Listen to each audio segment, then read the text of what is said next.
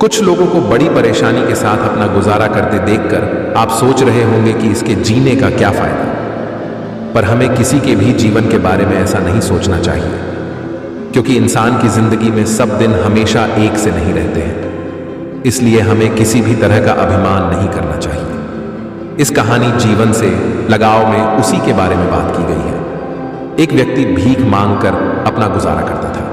उसका वृद्ध शरीर इतना झरझर हो चुका था कि उसकी एक एक हड्डी गिनी जा सकती थी। उसकी आंखों की ज्योति लगभग जा चुकी थी और शरीर में कुष्ठ रोग हो गया था। एक युवक रोज उस भिखारी को देखता। उसे देखकर युवक के मन में घृणा और दया के भाव एक साथ उमड़ते थे। वो सोचता था कि इसके जीने का क्या फायदा, जीवन से इसे इतना लगाव क्यों है, ईश्वर उसे मुक्ति क्यों नहीं दे देते।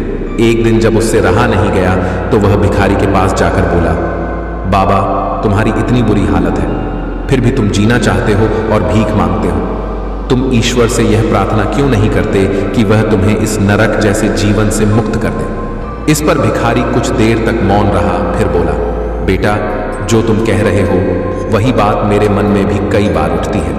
मैं ईश्वर से बार बार यही प्रार्थना करता हूं, पर वह मेरी सुनता ही नहीं। शायद वह चाहते हैं कि मैं इसी धरती पर बना रहूं, ताकि दुनिया वाले मुझे देखें और समझें कि एक दिन मैं उन्हीं की तरह था।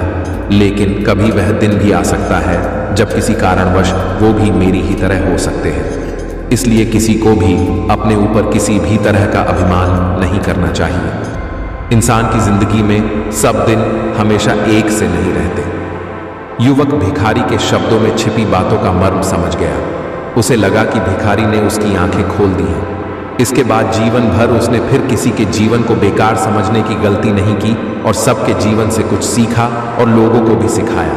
तो आप भी इन बातों का ध्यान रखकर अपने जीवन में सफल हो सकते हैं। और आपको हमारी बातें पसंद आई हो तो लाइक करें, कमेंट करें और हमारे चैनल को सब्सक्राइब करें। धन्यवाद।